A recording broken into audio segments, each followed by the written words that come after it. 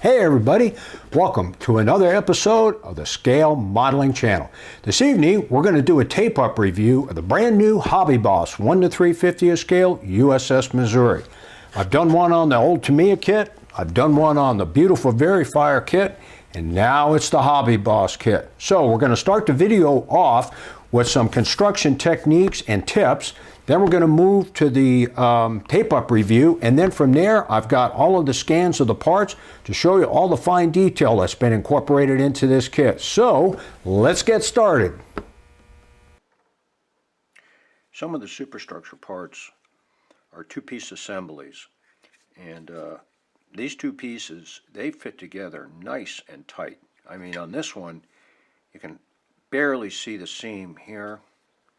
You can see it a little more here, but a little bit of scraping and sanding and a tiny bead of super glue, and those seams will disappear. The surface of this plastic isn't precisely smooth. It's got kind of a rough surface texture to it.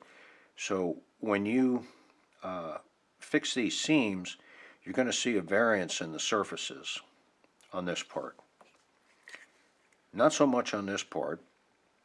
Again, the seam is nice and tight on both sides, and with just a little bit of work, this part and this part will be ready to go.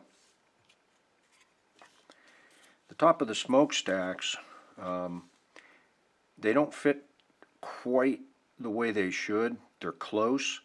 You got to do a little bit of tweaking to them for part E25 and for part E24. These tops don't exactly fit very well here. You can see this tiny void that runs all the way around here. So once you prime these, I think you can get a little bit of white glue, dilute white glue in there, and then contour it with the damp Q-tip, and then I'll fix that problem. And the same thing on this other stack, same problem here. This one is a little bit tighter, and there's a Butterwitch catwalk that goes around here, and that'll hide some of this, but it shifted on me just a little bit, a micron, to the starboard side, and the port side matches up okay, but the starboard side has a tiny bit of overlap there. You can just barely see it. The aft superstructure is a multiple piece assembly. These pieces, there's 4 pieces here, and this superstructure part is one piece. And these pieces take a little bit of tweaking, but once you get them down, they fit pretty well. The problem you're going to have is that these bulkheads are very, very thin, and so you got to check the backs of them. There's a little bit of play or a little bit of surface detail here that's got to come off for these to fit nice and tight right there on both sides. So they're kind of flimsy. I recommend using tiny drops of tester's glue so that you can position the parts correctly. You're going to have a little bit of a void right up here, but there's a part that goes over this that'll cover that void. You just need to make sure that they're sitting flat. And you have the same problem with this side. Same thing. The fit isn't exactly the way it should be, and I don't understand why they made these parts so thin. There's some other parts here that I'm about to show you. They did the same thing. They made them really thin. So you're going to have to be very careful, and again, use tester's tube glue to tack them in place, and then you can run a tiny bead of super glue here, and that should hold it.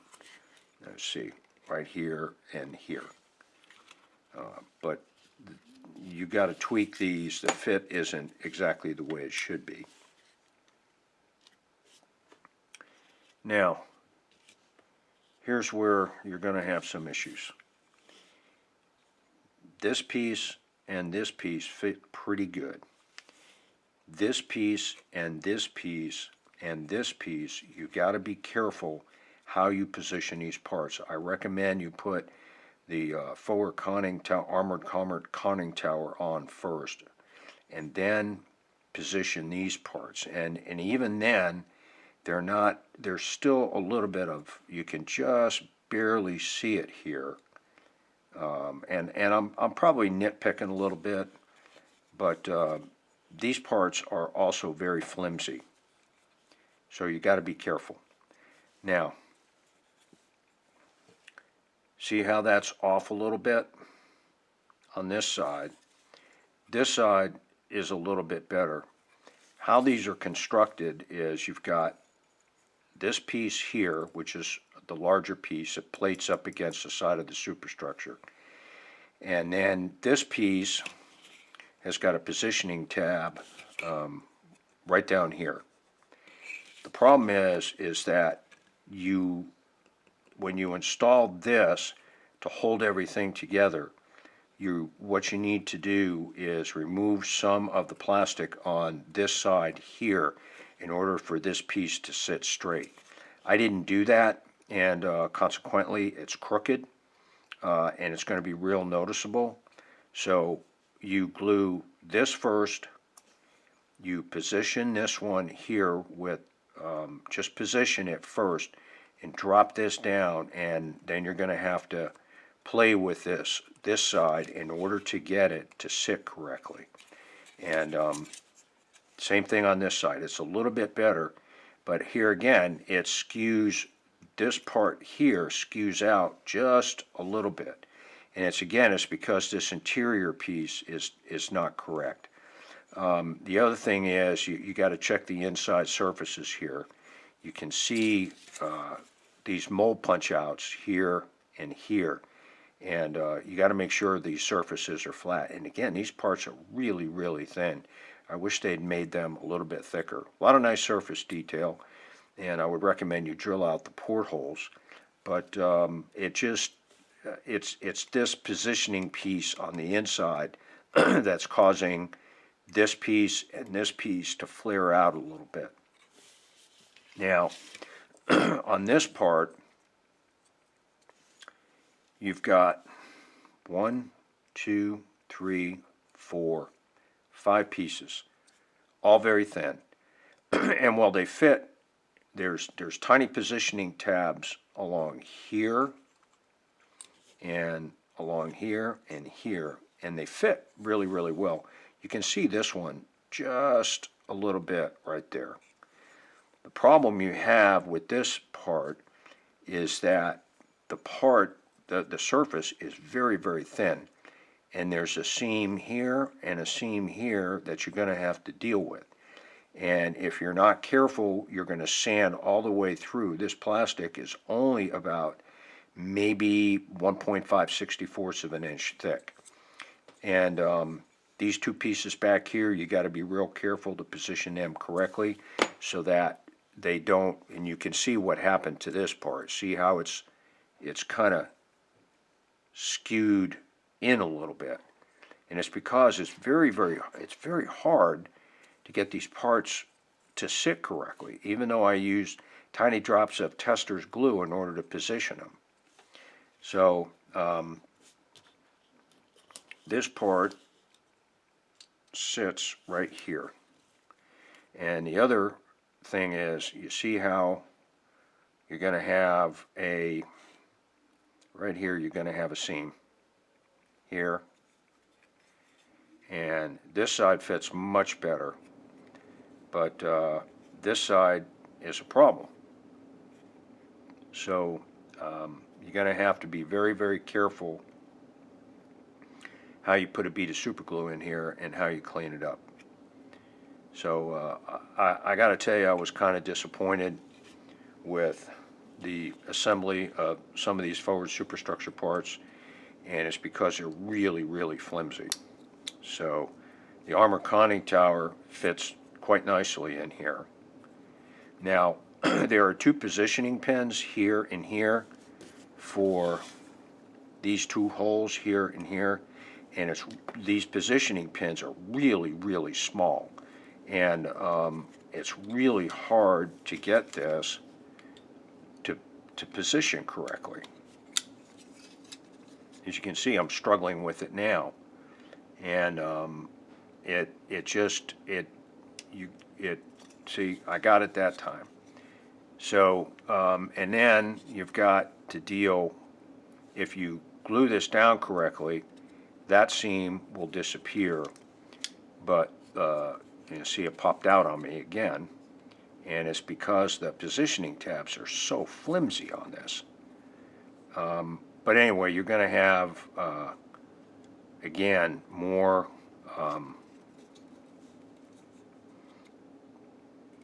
of this work to do in here. If you can glue this down, it makes this seam disappear. But this deck piece is a little bit skewed. So when you put it together, see, it popped out on me again. So there's a lot of parts to this kit, and you've got to be really, really careful and diligent on how you line everything up. And you know, for a superstructure this complex, you're going to have to paint them in stages and then put them together. So I don't have a solution for this. The problem with these positioning tabs, they're a real pain in the neck because they're not big enough. So that's another problem that you're going to have. The other superstructure parts all go together fairly well, and I'll show you that when I finish the tape up of the main superstructure parts. So now let's take a look at the guns. Okay, let's start with the 20 millimeters. The attachment points on the trees are right on where the barrel of the gun meets the base, and I marked it with a Sharpie so that you could see it. So you're going to have to be real careful if you decide to use these guns. The other thing is there's really no flat surface for the photo etch shields, which come with this kit, to lay these to lay them onto the surface of the gun. So it's going to be almost impossible to get them all straight. What I recommend you do is discard these and get yourself a few sets of 3D printed 20 millimeters, and they'll look a lot better. And all you have to do is just clip them off of their trees and paint them, and you're set to go. The 40 millimeter quads are a 4-piece affair. You have a lower piece here, the shield assembly, and then the guns. The guns don't exactly fit inside of their cradles here, so you're going to have to be careful how you set them in place. And of course they have to be at the same elevation. So here again, I recommend that you discard these, which are kind of difficult to build because they're so small, and the guns are very petite and very easy to break them. And just get yourself a few sets of the 3D printed 40 millimeter quads, which are highly detailed and very easy to assemble. The twin 5-inch 38s, the barrels are attached separately along a cradle and rod that sits on the inside. The actual shells of these guns are really, really nice with a lot of nice surface detail. However, here again, the tree attachment points are halfway down the barrel, and you can see them right here. They're going to be very, very difficult to clean up. So here again, I recommend, if you want to make a quality kit, is to get a bunch of 3D printed ones. The other thing is, if you decide to use the kit's guns, you got to make sure that these guns are at the same elevation, because they didn't move separately; they moved together on a tray. So, and it's kind of a disappointment because the surface detail is really, really nice on these guns, and they're rather easy to assemble. Except these barrels are a bit too thin, and here again, trying to clean them up from the attachment points on the trees is going to be difficult. The 16-inch guns, I've got one partially assembled here, And you can put this piece and this piece, glue them down, and then this rod will kind of pop in place for you. So that simplifies your assembly. When you go to assemble them, you can do it like this, and that'll get them set correctly.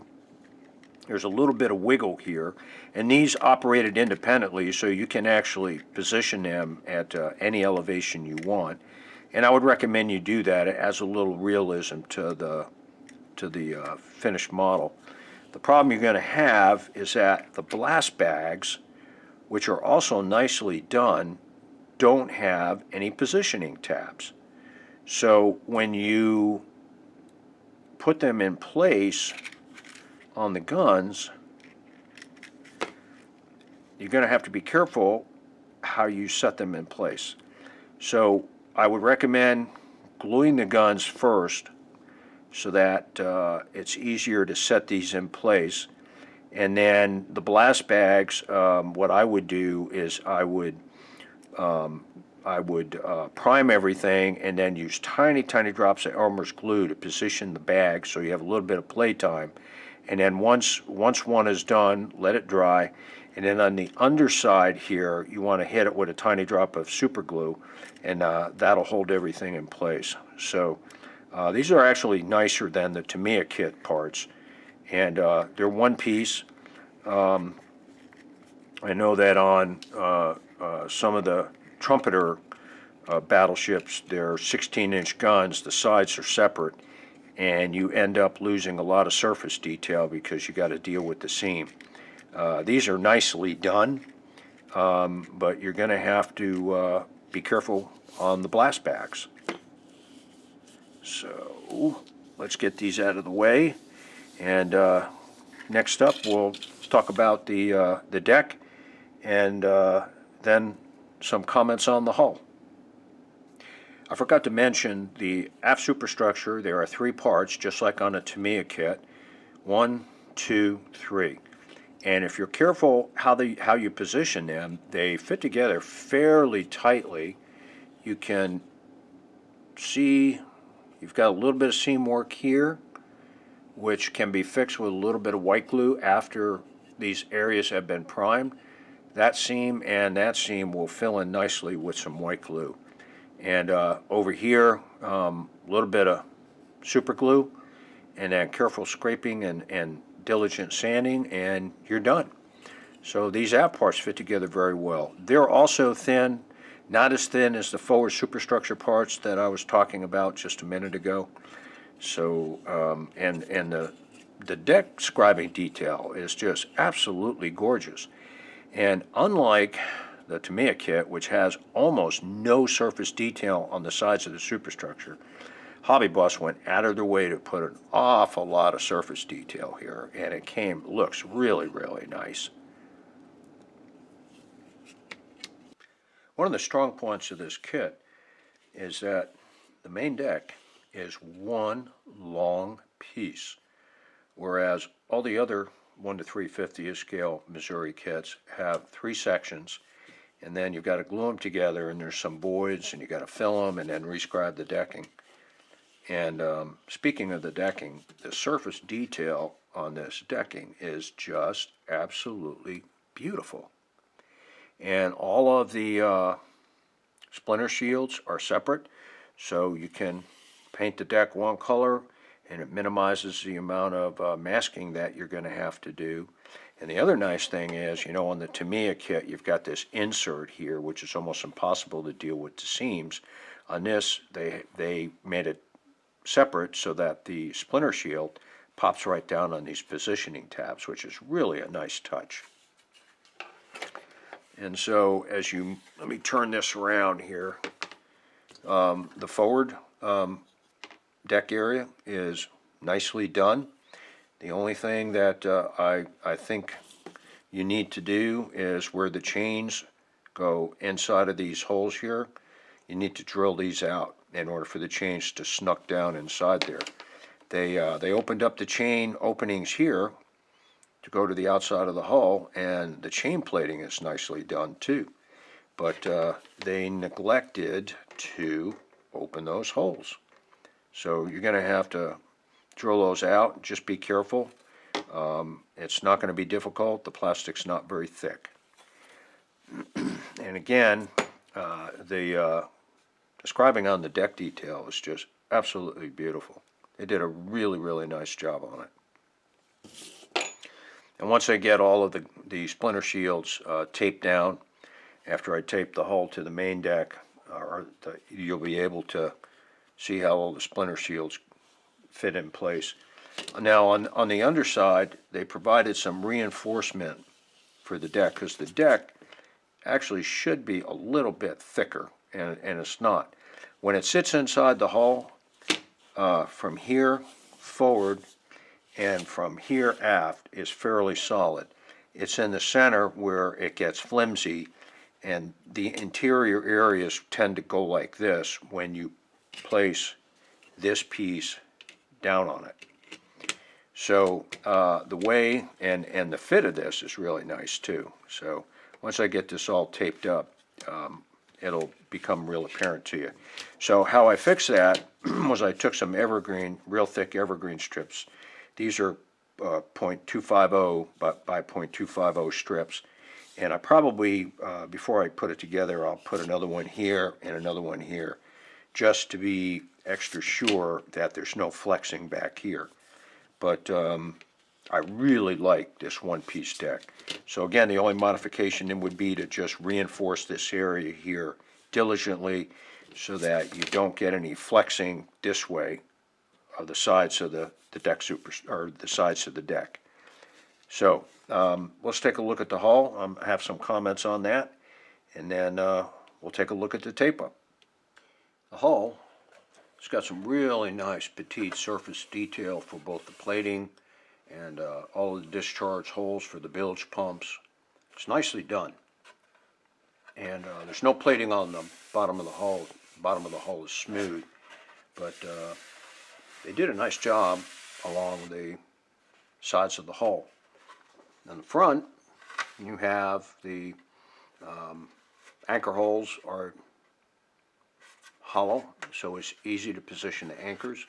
And the MySweep chain hole is also open, and the attachment point on the front of the bow is there.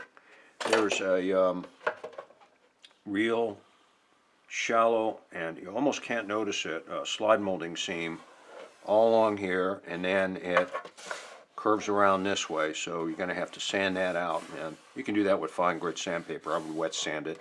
And then the breakaways, of course, the way you do that is you fill them with some super glue, and then just sand them smooth. So there's 1, 2, 3, 4, 5 breakaways. The stern looks really, really nice. There's really no work you need to do there. The hull, the skegs are, the aft end of the skegs are a two-piece affair. They fit together fairly tightly. You've got a seam to work with up here, and where the propeller shafts go in, that end tends to flare out, so you need to put a drop of super glue on the upper part and lower part of that seam and hold it tight. They fit fairly well into place, except, of course, you're going to have to deal with the seams associated with this.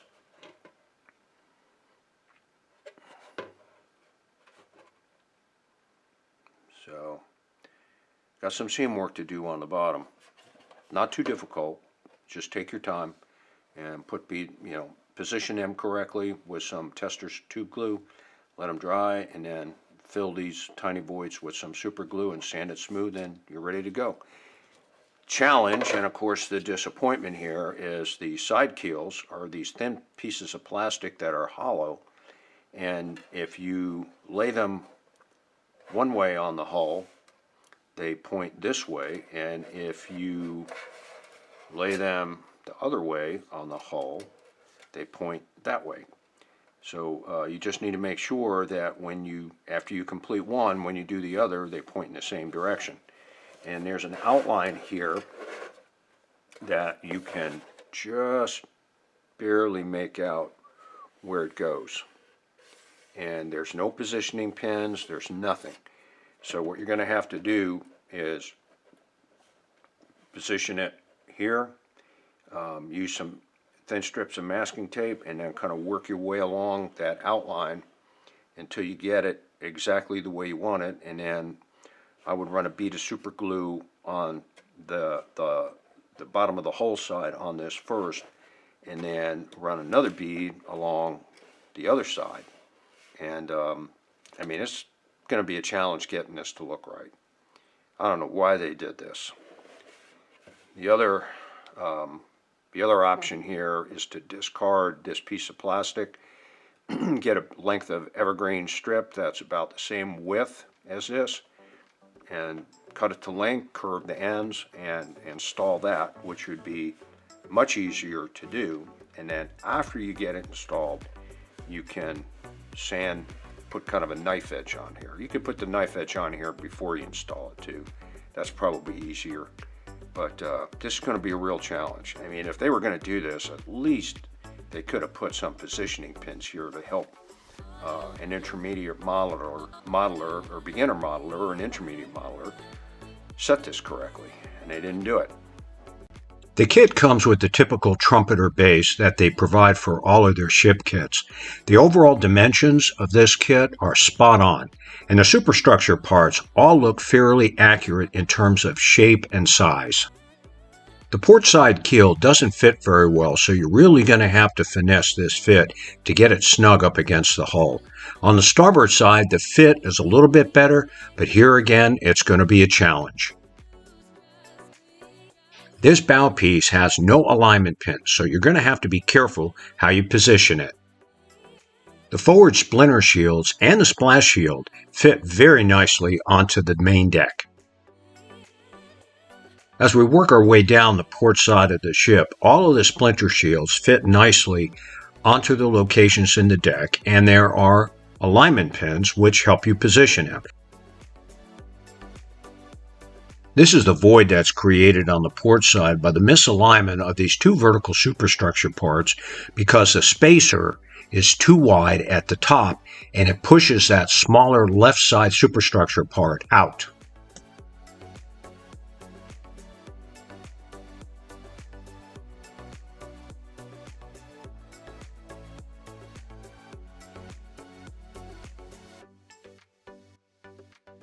The large aft splinter shield is definitely a step up from the Tamiya kit, which just has an insert.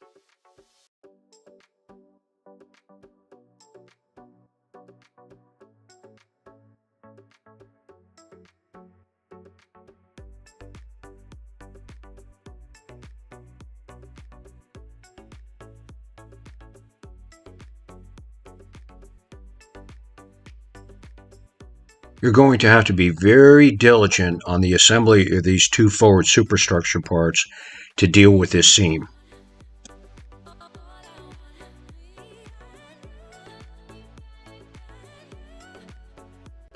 The mast and yardarms in this kit are very petite and flimsy, and so they're going to need to be replaced with brass, especially if you want to rig it.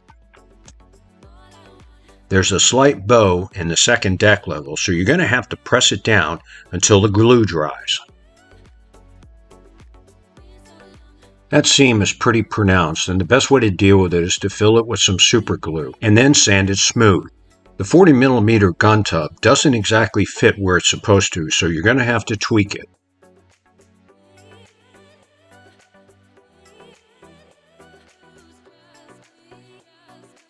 The main mast kit part was designed to snap into place at these two locations, but it doesn't fit and it doesn't work very well, and because the mast is so flimsy, it's easy to break it.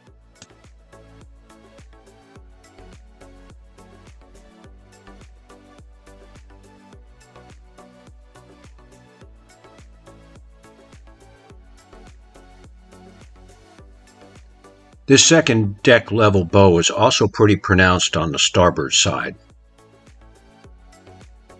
In the earlier part of my video, I talked about the problems with these two vertical superstructure parts, and because they weren't positioned correctly, you have this void which is identified by this upper arrow.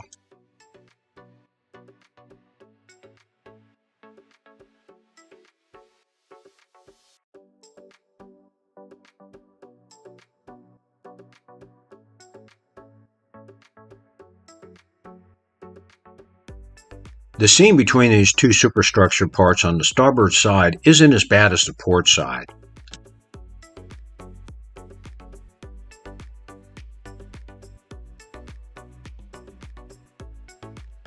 Now, let's take a look at the kit parts and the detail scans that I did of all of the parts trees.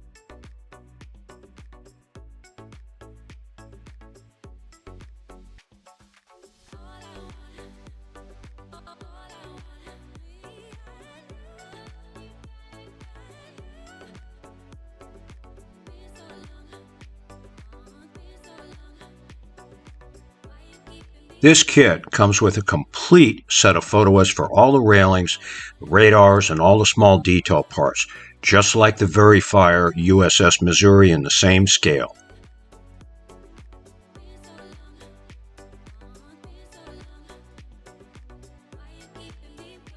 The instruction booklet has 36 pages and all of the diagrams are nicely done.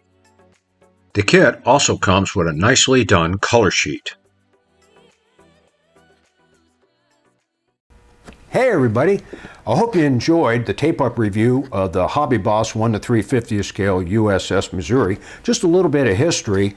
The Tamiya kit wasn't the first kit in this scale of the Missouri. That distinction goes to the old Lifelike company. They introduced a 1 to 3/50th scale kit of the Missouri back in the early 1960s and then followed it up with the Yamato in the same scale. Both those kits can be found on eBay in their original box art. So with that short history, have a great evening. Don't forget to subscribe to our channel, give us a thumbs up, and if you get the chance, visit us at www.mikeashey.com. Have a great evening.